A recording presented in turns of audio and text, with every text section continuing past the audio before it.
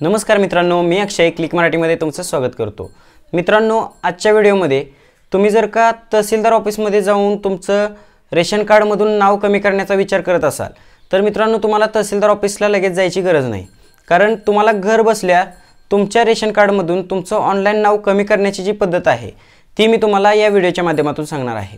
Video नक्की शेवटपर्यंत बघा आणि जर का तुम्हाला घर बसल्या तुमच्या मोबाईलमधून रेशन कार्डमधून जर का नाव कमी करायचं असेल तर A to Z व्हिडिओ बघा।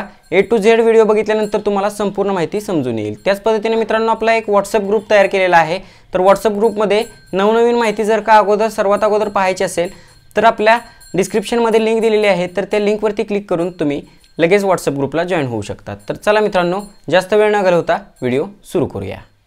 मित्रांनो, सर्वप्रथम तुम्हाला तुमच्या मोबाईलमधील प्ले स्टोअरमध्ये जायचं आहे।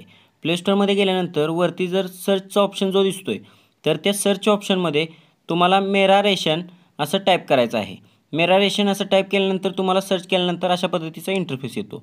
तर इथं बघा मेरा रेशन 2.0 हे ॲप्लिकेशन जे आहे ते इन्स्टॉल करायचं आहे। हे इन्स्टॉल केल्यानंतर तुमच्यासमोर अशा पद्धतीचा इंटरफेस येईल। हे सरकारी योजनेचं तहसील ऑफिसने बनवलेलं ॲप्लिकेशन आहे। त्यात बघा अशा पद्धतीचा सर्वात अगोदर तुम्हाला इंटरफेस येणार आहे। त्यामध्ये तुम्ही लँग्वेज इंग्लिश सिलेक्ट करायचे आहे आणि नेक्स्ट करायचं आहे। त्याच पद्धतीने गेट स्टार्टेडवरती क्लिक केल्यानंतर तुमच्यासमोर असा ऑप्शन येईल। तर तिथे बेनिफिशरी युजरवरती क्लिक करून तिथे खाली तुमच्या घरातील कोणत्याही कुटुंबातील एका व्यक्तीचा आधार नंबर टाकायचा आहे। त्यानंतर कॅप्चा तिथं ज्या पद्धतीने दिसतोय त्या पद्धतीने जसा तिथे लिहिलेला आहे तसाच तुम्हाला इथे कॅप्चा टाकायचा आहे। कॅप्चा टाकल्यानंतर तुम्हाला OTP जाईल। OTP टाकल्यानंतर तुमच्यासमोर अशा पद्धतीचा इंटरफेस दिसतो। आता तिथे तुम्हाला ओके करायचं आहे आणि तुमच्या आधार कार्डला जो मोबाईल नंबर लिंक आहे त्याच्यावरती जो OTP आलेला आहे तो OTP तुम्हाला तिथे टाकायचा आहे। OTP टाकल्यानंतर व्हेरीफाय या बटनावरती क्लिक करायचं आहे। व्हेरीफाय या बटनावरती क्लिक केल्यानंतर पुन्हा असं ओकेचं ऑप्शन येईल। तर ओके केल्यानंतर तुम्हाला M-PIN सिलेक्ट करायचा आहे। तर क्रिएट न्यूवरती क्लिक करायचं आणि तुम्हाला M-PIN तुमच्या मर्जीनुसार तुम्हाला जो आवडतो तो नंबर तिथे 4 अंकी टाकायचा आहे। तर तुमच्या गाडीचा नंबर टाकला तरी चालेल किंवा तुम्हाला जो लक्षात राहील असा पिन तिथे टाकायचा आहे। पुन्हा एकदा पिन टाकायचा आहे। एकदा पिन टाकल्यानंतर पुन्हा एकदा टाकायचा आहे आणि क्रिएट M-PIN वरती क्लिक करायचं आहे। क्रिएट M-PIN वरती क्लिक केल्यानंतर तुमचा M-PIN जो आहे तो तिथे सेव्ह होणार आहे। त्याच पद्धतीने आता परमिशन अलाउ करायचे आहेत, तुमच्या लोकेशनचा ॲक्सेस तिथे द्यायचा आहे। त्यानंतर स्किप या ऑप्शनवरती क्लिक करायचं। स्किप या ऑप्शनवरती क्लिक केल्यानंतर बघा तिथं मॅनेज फॅमिली डिटेल्स हा पहिलाच ऑप्शन येतोय। तर या पहिल्याच ऑप्शनवरती तुम्हाला क्लिक करायचं आहे। तुम्हाला त्या ऑप्शनवरती क्लिक केल्यानंतर अशा पद्धतीचा इंटरफेस दिसेल।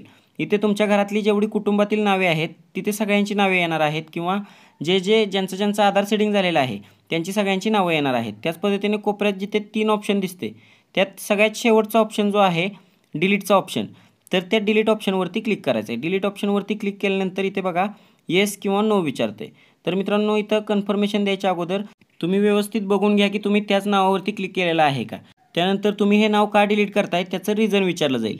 तर मित्रांनो, इथं तुम्हाला डेट ऑफ फॅमिली मेंबर किंवा मॅरेज ऑफ फॅमिली मेंबर त्याच पद्धतीने दुसरं कुठलं असेल कारण तर ऑर्डर करायचं आहे आणि त्याच्यावरती क्लिक करायचं आहे।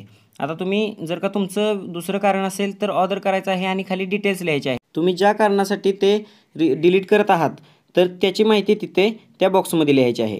त्या बॉक्समध्ये माहिती लिहिल्यानंतर कन्फर्म करायचं आहे। कन्फर्म केल्यानंतर तुमच्या मोबाईलवरती पुन्हा एकदा एक OTP जातो, तर तो OTP तुम्हाला तिथे टाकायचा आहे। मित्रांनो, लक्षात ठेवा हा OTP टाकल्याशिवाय तुमचं नाव डिलीट होत नाही आणि हा OTP जर का तुम्ही टाकला तर तुमचं जे नाव आहे ते परमनंटली डिलीट होऊन जाणार आहे। तर तुम्हाला हे नाव डिलीट झाल्यानंतर म्हणजे इथून तुमचं ॲप्लिकेशन सेंड होणार आहे। त्यानंतर तहसील ऑफिसचे जे साहेब असतात तर तिथे त्यांच्याजवळ हे जातं, तर ते तिथून डिलीट करतात। आता मित्रांनो, जर का तुमचं ऑटोमॅटिकली डिलीट झालं नाही तर एक 15 ते 20 दिवस वाट बघून तुम्हाला पुन्हा तहसील ऑफिसला जायचं आहे आणि तिथं याचा ॲप्लिकेशन ID दाखवून तुम्हाला ते डिलीट करून घ्यायचं आहे। तर मित्रांनो, व्हिडिओ जर का आवडला असेल तर व्हिडिओला लाईक करा आणि आपल्या चॅनलवर जर का नवीन आला असाल तर चॅनलला लगेच सबस्क्राईब करून ठेवा, कारण अशाच पद्धतीचे नवनवीन व्हिडिओज आम्ही आपणापर्यंत पोहोचवत राहतो। तर चला मित्रांनो, भेटूया अशाच एका नवीन व्हिडिओमध्ये। तोपर्यंत जय हिंद, जय महाराष्ट्र।